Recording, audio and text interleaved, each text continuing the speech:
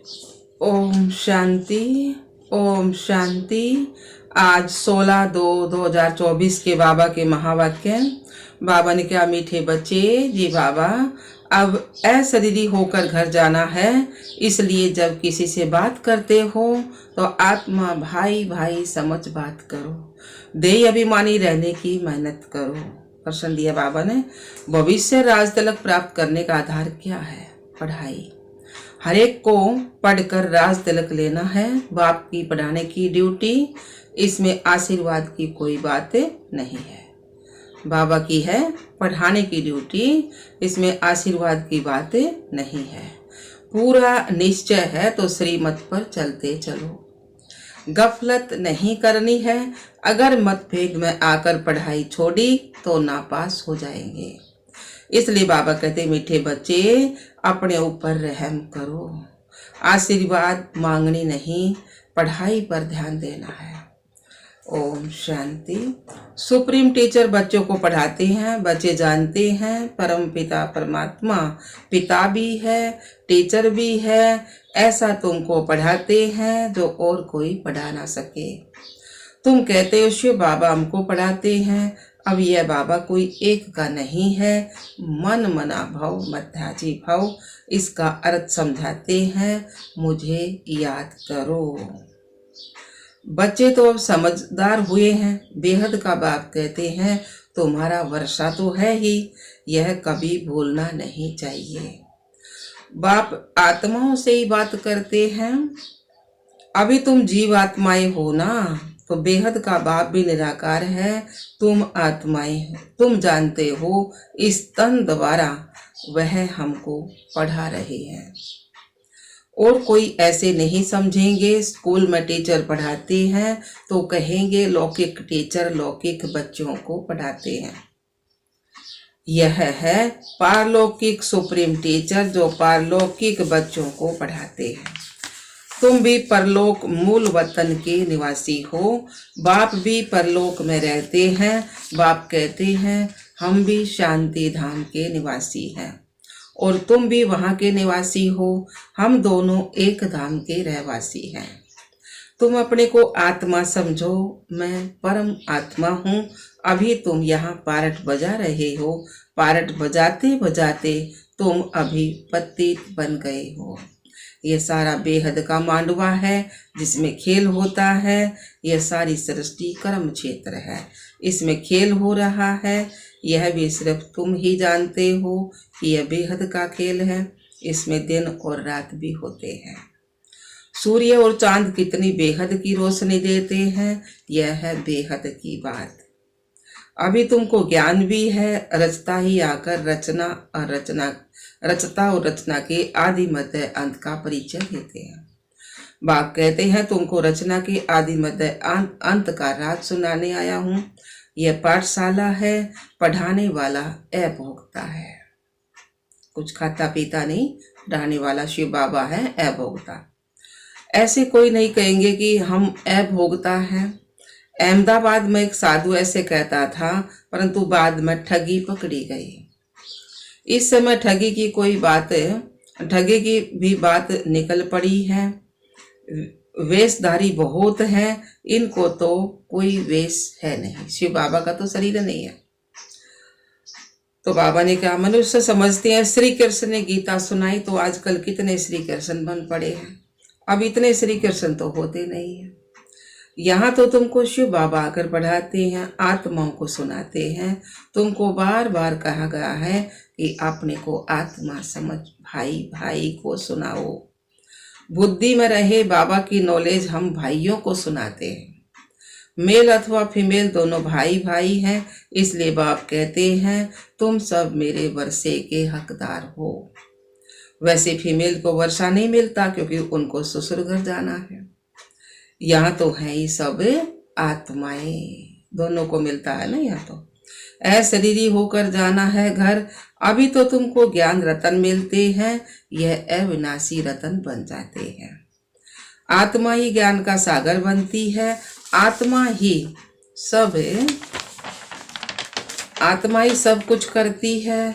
परंतु मनुष्यों को देह अभिमान होने के कारण देही अभिमानी नहीं बनते हैं। अब तुमको देही अभिमानी बन एक बात को याद करना है, कुछ तो मेहनत चाहिए ना। लौकिक गुरु को कितना याद करते हैं, मूर्ति रख देते हैं। अब कहाँ शिव का चित्र और कहाँ मनुष्य का चित्र। रात और दिन का फर्क है ना। वह गुरु का फोटो पहन लेते हैं। पति लोगों को तो अच्छा नहीं लगता है कि दूसरों का फोटो पहने। हाँ, शिव का पहनेंगे तो सबको अच्छा लगेगा, क्योंकि वह तो परम पिता है ना। उनका चित्र तो होना चाहिए। यह है गले का हार बनाने वाला, तुम रुद्रमाला का मोती बनेंगे। यूं तो सारी दुनिया रुद्रमाला भी है, प्रजापिता ब्रह्मा की माला भी है। ऊपर में सिजरा है, वह है हद का सिजरा, और यह है बेहद का सिजरा।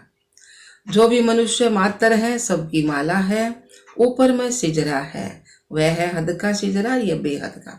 जो भी मनुष्य मात्र सबकी माला है। आत्मा कितनी छोटे से छोटी बिंदी है, बिल्कुल छोटी बिंदी है। ऐसे ऐसे बिंदी देते जाओ तो अनगिनत हो जाएंगे। गिनती करते करते थक जाएंगे, परंतु देखो आत्मा का झाड़ कितना छोटा है। ब्रह्म तत्व में बहुत थोड़ी जगह में रहती है, वह फिर यहाँ आती है पारट बजाने। तो यहाँ फिर कितनी लंबी चौड़ी दुनिया है। कहाँ कहाँ एरोप्लेन में जाते हैं, वहाँ फिर एरोप्लेन आदि की भी दरकार नहीं है। आत्माओं का छोटा सा झाड़ है, यहाँ मनुष्यों का कितना बड़ा झाड़ है। यह सब प्रजापिता ब्रह्मा की संतान है। जिसको कोई एडम कोई आदिदेव कहते हैं। मेल फीमेल तो जरूर है। तुम्हारा है प्रवृत्ति मार्ग, निवृत्ति मार्ग का खेल होता नहीं है। एक हाथ से क्या होगा, दोनों पहिया चाहिए ना। दो हैं तो आपस में रेस करते हैं, दूसरा पहिया साथ नहीं देता तो ढीले पड़ जाते हैं। तो बाबा ने कहा परंतु एक के कारण ठहर नहीं जाना चाहिए। पहले पहले पवित्र प्रवृत्ति मार्ग था, फिर होता है अपवित्र। सतयुग त्रेता तो पवित्र प्रवृत्ति मार्ग था ना, फिर होता है द्वापर से अपवित्र। गिरते ही जाते हैं। तुम्हारी बुद्धि में सारा ज्ञान है। यह झाड़ कैसे बढ़ता है, कैसे एडिशन होती जाती है, ऐसा झाड़ कोई निकाल ना सके। कोई की बुद्धि में रचता और रचना के आदि मध्य अंत का नॉलेज है ही नहीं। इसलिए बाबा ने कहा था यह लिखो कि हमने रचता द्वारा रचता और रचना की नॉलेज का अंत पाया है। वह तो न रचता को जानते और न रचना को जानते। अगर परंपरा यह ज्ञान चला आता तो कोई तो बतावे ना। साधु संत महात्मा किशन ना बताया, बाबा का परंपरा चलता था, कोई तो बतावे ना।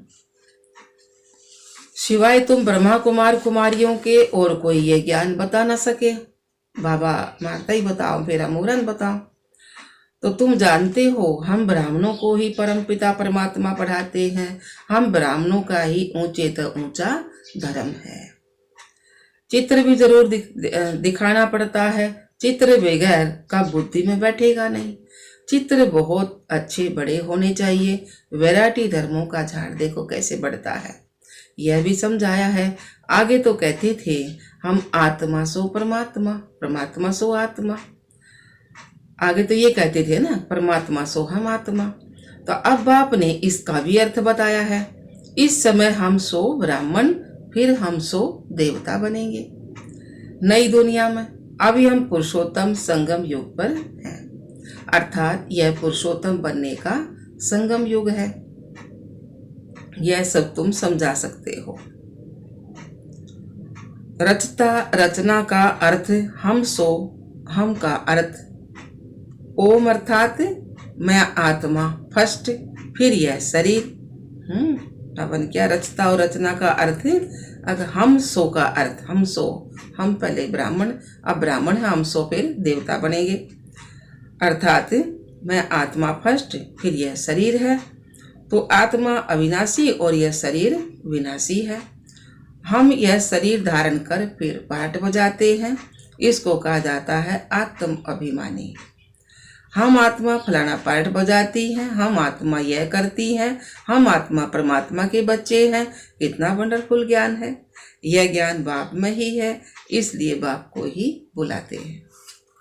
बाप है ज्ञान का सागर, उनकी भेंट में फिर है अज्ञान के सागर। उल्टा तो आधा कल्प है ज्ञान, आधा कल्प है अज्ञान। ज्ञान का किसको पता नहीं है। ज्ञान कहा जाता है रचना द्वारा रचना को जानना। तो जरूर रचता में ही ज्ञान है ना, इसलिए उनको क्रिएटर कहा जाता है, सारा खेल रचने वाला। तो मनुष्य समझते हैं क्रिएटर ने यह रचना रची। बाप समझाते हैं यह तो अनादि ड्रामा बना बना खेल है, सारा अनादि। कहते हैं पतित पावन आओ, तो रचता कैसे कहेंगे। रचता तब कहें जब परलय हो और फिर रचे। तो बाप तो पतित दुनिया को पावन बनाते हैं। तो यह सारे विश्व का जो झाड़ है, उनके आदि मध्य अंत को तो मीठे मीठे बच्चे ही जानते हैं। जैसे माली हरेक बीज को झाड़ को जानते हैं ना, तो बीज को देखने से सारा झाड़ बुद्धि में आ जाता है। बीज कौन है? शिव बाबा। तो सारा झाड़ बुद्धि में आएगा। तो यह है ह्यूमैनिटी का मतलब मनुष्य सृष्टि का बीज। उन्हें कोई नहीं जानते, गाते भी है ना परमपिता परमात्मा सृष्टि का बीज रूप सत चित आनंद स्वरूप है, सुख शांति पवित्रता का सागर है। तुम जानते हो यह सारा ज्ञान परम पिता परमात्मा इस ब्रह्मा के तन द्वारा दे रहे हैं। तो जरूर यहाँ आएंगे ना।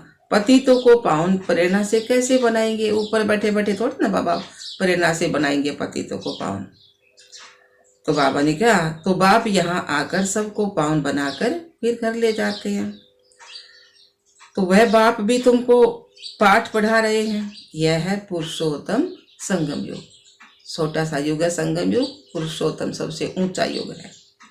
तो इस पर तुम भाषण कर सकते हो कि कैसे पुरुषोत्तम तमो प्रधान से भाषण कर सकते हो कि कैसे पुरुष तमो प्रधान से श्रेष्ठ सतो प्रधान बनते हैं। पुरुष कैसे तमो प्रधान हो रहे थे, अब श्रेष्ठ सतो प्रधान बनते हैं। तुम्हारे पास टॉपिक तो बहुत है। यह पति तमो प्रधान दुनिया सतो प्रधान कैसे बनती है, यह भी समझने लायक है। आगे चलकर तुम्हारा यह ज्ञान सब सुनेंगे, बल छोड़ भी देंगे, फिर आएंगे, क्योंकि गति सतगति की हट्टी तो एक ही है। दुकान एक है ना गति सतगति की। तुम कह सकते हो कि सर्व का सतगति दाता भी एक बाप ही है। उनको श्री श्री कहते हैं। शिव बाबा को डबल सिर लगेंगे ना, श्रेष्ठ श्रेष्ठ है। तो श्रेष्ठ श्रेष्ठ परमपिता परमात्मा वो हमें श्रेष्ठ बनाते हैं। फिर देवताओं को एक श्रेष्ठ लगेगा ना। तो श्रेष्ठ है सतयुग, भ्रष्ट है कलयुग। कहते भी हैं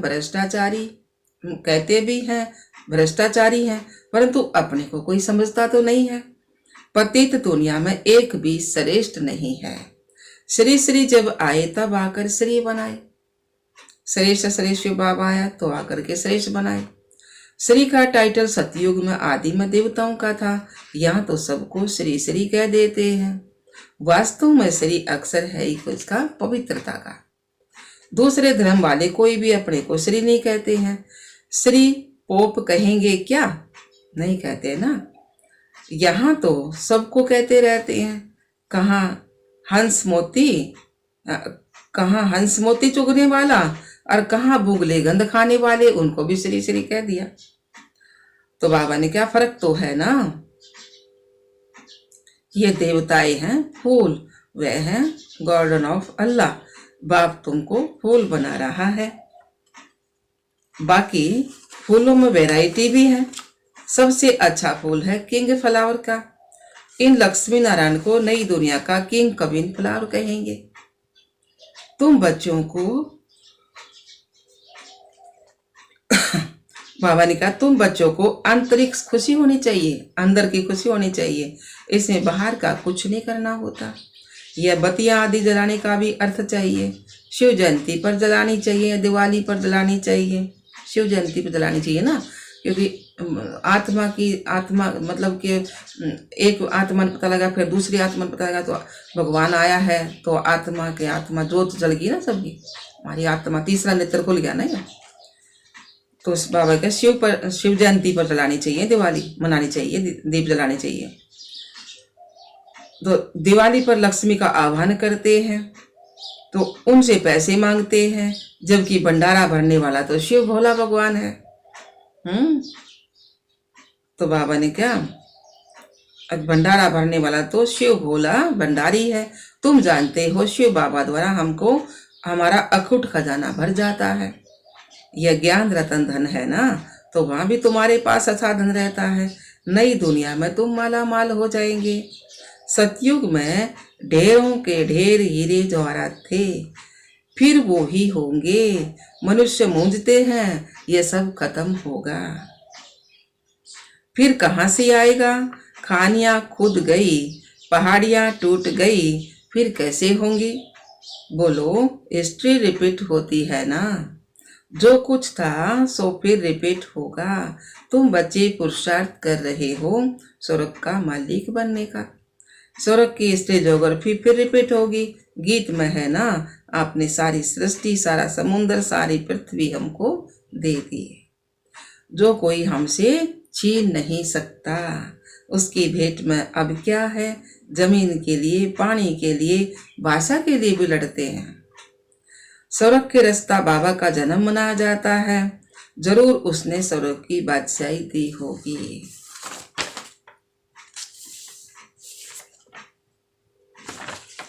अब तुमको बाप पढ़ा रहे हैं, तुमको इस शरीर के नाम रूप से न्यारा हो अपने को आत्मा समझना है, पवित्र बनना है, या तो योग बल से या फिर सजाए खाकर। फिर पद भी कम हो जाता, सजा खा के बीमारी या कुछ हिसाब किताब बराबर होगा तो फिर उसका पद भी कम हो जाएगा। स्टूडेंट की बुद्धि में रहता है ना, हम इतना मर्तबा पाते हैं। टीचर ने इतना पढ़ाया है, फिर टीचर को भी सौगात देते हैं। यह तो बाप तुमको विश्व का मालिक बनाते हैं। टीचर ने इतना पढ़ाया है, फिर टीचर को भी सौगात देते हैं।